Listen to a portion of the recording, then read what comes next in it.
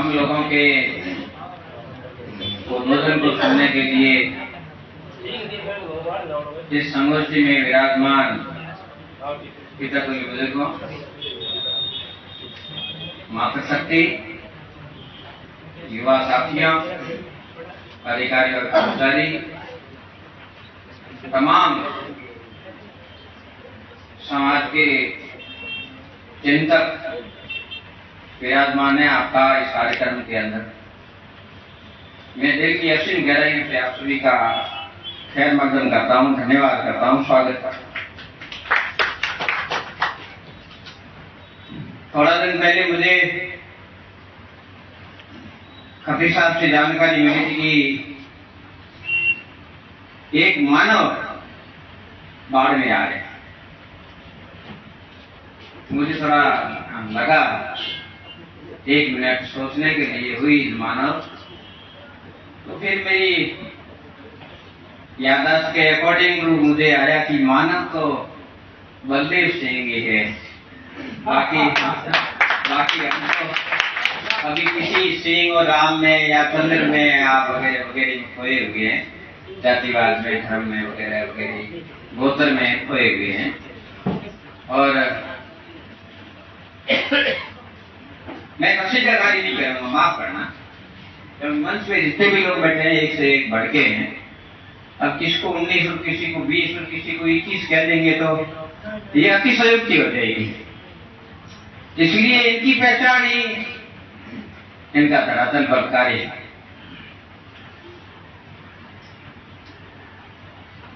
बात विषय से हटके करना भी ठीक नहीं है।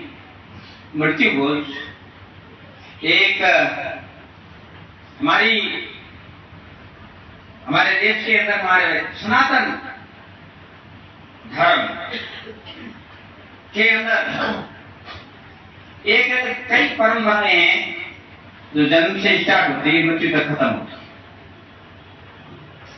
उन धारणाओं को, रीतियों को, नीतियों को हमारे पुरखों ने प्रारंभ किया। हमारे पुरखों का मतलब है हमारे दादा परदादा, उनसे आगे भी जो भी पीढ़ियां, 100 पीढ़ियां हो गया, किसी न किसी रूप में किसी न किसी कार्य को लेकर के शुभारंभ किया होगा। उस कार्यक्रम को, उस रीति को, उस नीति को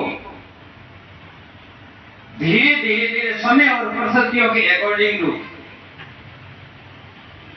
वक्त के तकाजे के साथ, हमारी सोच के साथ, हमारे धन बल, जन बल, समय सभी के साथ में उसमें हम प्लस करते गए। एक साधारण व्यक्ति की मौत के बाद परिवार में एक छोटी सी रस्म हमारे पुरखों ने प्रारंभ की थी। उसको हम जो है 5 पकवान तक लेके आ गए। ये हम सभी का, हमारा 36 कौम का ये बहुत बड़ा दुर्भाग्य है। और हम ये समझते हैं कि हम बहुत एडवांस हो गए हैं, हम बहुत ही आगे चले गए हैं, हम तो चंद्रमा पे चले गए हैं। अगर हमारा बस चले तो चंद्रमा पे भी मृत्यु बोध करके ही रहेंगे, छोड़ेंगे नहीं। ये बात विचारनी है कि एक पैदल आदमी कुछ ही किलोमीटर जा सकता है। एक अगर हम दिन की बात करें, 12 घंटे 8 घंटे जो भी टाइम पीरियड हो, हम सभी पैदल हैं। दिमाग से फतूर निकाल देना, सैकड़ों कुरीतियों को ढो रहे हैं। शिक्षा का एक थोड़ा सा हिस्सा हमारी पीढ़ी और भावी पीढ़ी के पल्ले पड़ रहा है, इससे ज्यादा हम कुछ नहीं है। हम पैदल हैं और एक पैदल आदमी कई किलोमीटर चल सकता है। यार दिमाग से अगर आदमी चलेगा तो वो चंद्रमा पे जा सकता है। और कई चंद्रयान 3 इसकी उपलब्धि ये बताती है कि आदमी पैदल से ज्यादा दिमाग से चलता है। अब जिस दिन हम लोग दिमाग से चलेंगे, ये कुरीति अपने आप खत्म हो जाएगी। साथ दिए हैं कि आज इस हॉल में बैठे हुए महानुभाव संख्या बल से कम है, लेकिन मानसिक रूप से बहुत ही मजबूत दिखाई दे रहे हैं, वैचारिक दिखाई दे रहे हैं, विचारवान लोगों के चेहरे झलक रहे हैं। एक बात और कहूंगा कि इस कुरीति को खत्म करने के लिए 2-3 बातें ही है, विशेषकर जब तक शिक्षा छत्तीस कौम में शिक्षा अगर पूरी तरह लागू नहीं की जाती है तब तक बदलाव बहुत कठिन है। और इसी शिक्षा के अंदर भारतीय कॉन्स्टिट्यूशन के अंदर डॉक्टर बी.आर. अम्बेडकर ने फंडामेंटल राइट के अंदर सबसे पहला जो मौलिक अधिकार दिया वो दिया समानता का। लेकिन हमारे देश के अंदर, हमारी संस्कृति के अंदर पुरुष प्रधान समाज की व्यवस्था लंबे समय से चल रही है। ये निर्णय कौन लेगा? घर का मालिक। ये निर्णय कौन लेगा? दादाजी। ये कौन निर्णय लेगा? भाई साहब लेंगे। हम अपनी बहन बेटियों और मातृ शक्ति को बराबरी का अधिकार देने के अंदर भी सहमत नहीं है, अभी तैयार नहीं है। गलती यहां है। जब संविधान नहीं कहता है, फंडामेंटल राइट्स ये कहता है कि वी ऑल आर इक्वल, हम सभी बराबर है, समान है, तो महिलाओं को पीछे क्यों रखा जाता है? और इस संगोष्ठी में ये सबूत है कि 10-12 महिलाएं मातृ शक्ति बैठी हैं, जबकि उनकी संख्या तो हमारे बराबर है। अभी भी हम बालिकाओं को शिक्षा की तवज्जो बहुत कम दे रहे हैं। नंबर 1, महिलाओं को घर से, दहलीज से बाहर आने के लिए हम रोक रहे हैं। नंबर 2, नंबर 3 कि अगर महिलाएं जो है इतनी शिक्षा प्राप्त करके अगर अपने सेल्फ सर्विस हो जाएगी तो पता नहीं हमारे परिवार का क्या होगा। ये भी एक बहुत बड़ी गलतफहमी है, जबकि ऐसा कुछ नहीं है। पढ़ी लिखी बेटियां और भी समझदार होती है। वो अपने निर्णय अकेली नहीं लेती है, वो निर्णय अपने परिवार के मेल जोल से ही लेती है। इस बात को हमें समझना पड़ेगा और अपनी बेटियों पर शिक्षा पर जोर देना पड़ेगा। क्यों बात करते हैं पाखंड और अंधविश्वास की? अभी बलदेव सिंह जी आपको अच्छी तरह से समझाएंगे क्या होता है पाखंड, क्या होता है अंधविश्वास। जब हम अपनी बेटियों को शिक्षा से महरूम रखते हैं, अब फिर वो शिक्षा के अभाव में क्या क्या टोटके करती है, कहां कहां माता टेक क्या क्या मन्नतें मांगती है, ये उनका फैसला नहीं है। हमने उनको शिक्षा से महरूम रखा। काश हमारी बराबरी के अनुसार उन्हें भी शिक्षा का अधिकार मिलता तो वे पाखंड और अंधभक्ति की तरह कदम नहीं बढ़ाते। इस बात को भी हमें नोट करना पड़ेगा। सारी ऐसी बातें हैं जो महिलाओं के इर्द गिर्द ही चल रही है, लेकिन पुरुष प्रधान समाज है। तो आज का विषय बहुत ही अच्छा है। मैं आपको एक बात बताना चाहूंगा कि हमने जो अंतिम 2 योजना लागू की उसके पीछे हमारा एक बहुत लंबी सोच थी। हमने बहुत बड़ा अनुभव देखा था कि जाइए नइए नेक्शन master, headmaster, principal, RAS, IAS, RBS सभी के बच्चे अच्छी तरह से फैसिलिटीज लेकर के पढ़ते हैं। और एक गरीब का बच्चा जो है सेकेंडरी और सीनियर करने के बाद में वो छोड़ देता है, वो अपने कमठे पे मजदूरी, सब्जी बेचना वगैरह वगैरह, खाई सड़कें वगैरह निर्माण में जो है लग जाता है। उसकी मजबूरी है कि आगे वो पढ़ नहीं पाता, उसका घर कहना नहीं करता। ऐसे लड़कों को हमने टीम बना करके इसी के अंदर आदरणीय रीपा राम जी, फता राम जी, रमेश जी, तगाराम जी, मोहतराम जी, अनेकों साथी हमारे बीच बैठे हैं। हम सभी ने मिलकर के बेड़ा उठाया और इस योजना को हमने लागू किया। आज भील समाज, नेपाल समाज में और रेगर समाज में और पूरे प्रदेश के अंदर कई जिलों में ये अध्ययन गोद योजना, जो आर्थिक दृष्टि से गरीब परिवार है और उनके बेटे और बेटियां प्रतिभाशाली है, वे 12वीं के बाद में विद्यालय शिक्षा नहीं छोड़े, इसके लिए हमने ये योजना लागू की थी। अपनी बलदेव सिंह जी का भी आशीर्वाद है और तारासन जी का भी आशीर्वाद है। इन्होंने भी इस योजना को लागू किया अपने समाज के अंदर। मैंने इस योजना को पिछले साल 36 कौम के लिए जो है पूरा लागू करने का जो है एक सार्वजनिक अखबार के अंदर सूचना जारी कर दी कि इसको कोई भी समाज इसमें लागू कर सकता है। मैं आपको विश्वास दिलाता हूँ, आने वाले चंद दिनों के अंदर हम 36 कौम के अंदर 36 कौम के योजना का फायदा हम 36 कौम के बच्चों को देंगे। ये एक बहुत बड़ी उपलब्धि है। आप सभी का आशीर्वाद होना चाहिए। बाकी जातियों में बटे हुए हम लोग रहेंगे, कोई मना नहीं करता। आप जिसका जो मन करे वो कैसा करे, लेकिन किसी गरीब को, किसी जरूरतमंद को आगे लाना है तो उसका हाथ खींचिए और उसको लाइए, बराबर का दर्जा दीजिए, चाहे आपका पड़ोसी हो, किसी भी जाति का। रही बात मृत्यु भोज की,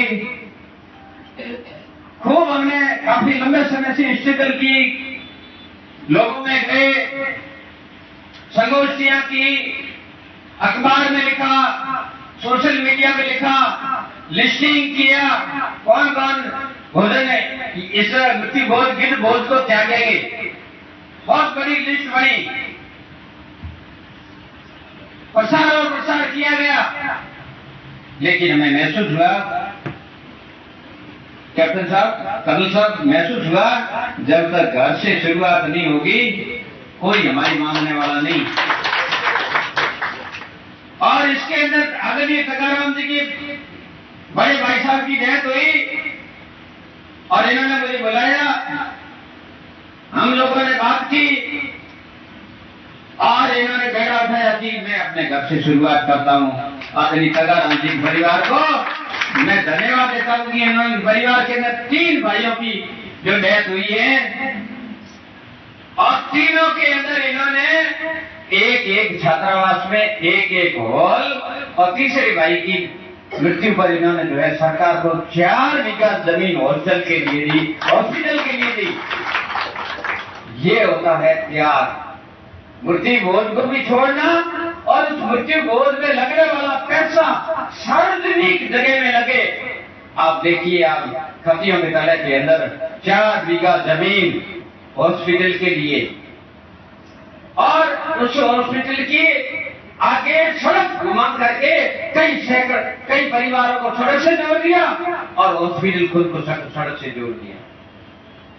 ये तो इनका मैं एक काम बता रहा हूं। आदरणीय वेदाराम जी की पिताजी की डेथ हुई, उन्होंने सवेरे मेरे को 4 बजे कॉल किया।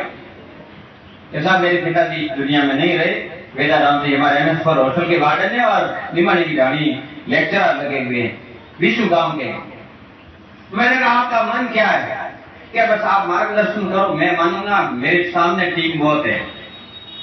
हम दोनों भाइयों के बीच में वार्तालाप हुआ, खती साहब से भी वार्तालाप हुआ, हमने उनको मोटिवेट किया। उन्होंने सभी भाइयों को बुला के कह दिया कि मैं हाडे ने का गोली दी ले लो फर ढुके जाओ। पाछो मैंने फोन आए के सामने के कई कोली थू कागोल मेल भी लारे ठुके ही जो कर मैं के कागोल मेली तो ओमली पकड़ान पुरुषो पकड़ाने बराबर है। एनवा से कई मत करया जो नट गया, नट गए और परिणाम क्या हुआ? जब 12वां हुआ हम लोगों को बुलाया, 1.5 लाख रुपए उन्होंने दिए MS4 हॉस्टल के अंदर, हमारे समाज की 1.5 लाख रुपए दिए सिल्क हॉस्टल के अंदर, 1 लाख रुपए दिए जोधपुर बालिका छात्रावास में, 1 लाख रुपए दिए हमारे बच्चे को योजना में और दोनों ही पति पत्नी ने देहदान की घोषणा का पत्र भरा। ये होता है मृत्यु को त्याग और उसका मोटिवेशन और उसकी प्रेरणा जन जन तक पहुंचे। हिल गया शिव, पहली बार शिव हिल गया, क्योंकि जो पंत पटेल थे उनको क्या लगा? झटका कि वो काशा तो बीच कथा निकले इसने तो सारे अपने वो पानी फेर दिया अपनी पंचायती पर। धन्यवाद देना चाहूंगा मैं खती साहब और बेदाराम जी। वैसे राम जी हमारे लीडर बैठे हैं, इन्होंने भी ऐसा ही किया। बालगांव के अंदर इनके परिवार के अंदर जो भी कार्यक्रम एक दो हुए, उन्होंने एक नहीं 2-3 कार्यक्रम हुए, उनके अंदर उन्होंने प्रण किया कि मैं वृत्ति बोझ नहीं करूंगा। घर से शुरुआत की और वो पैसा जो है इन्होंने छात्रावास के अंदर भवन निर्माण में लगाया। धन्यवाद करता हूँ भलगांव निवासी वैसी राम जी को। हमारे बीच में और भी लोग नहीं बैठे हैं जिन्होंने ये कदम उठाया। मैं कहने का तात्पर्य ये है, शुरुआत घर से हो। मेरे परिवार के अंदर ही 2 महीने पहले ऐसी एक मौत हुई और हमारे कुछ विरोधी लोगों ने कहा अब आया ऊंट पहाड़ के नीचे, अब कहां जाएगा। अब घर से शुरुआत करते हुए पूरे राजस्थान में अलग जगह रहा था और मैं लोटी भरने रोटे में आए। अब क्या करते हैं?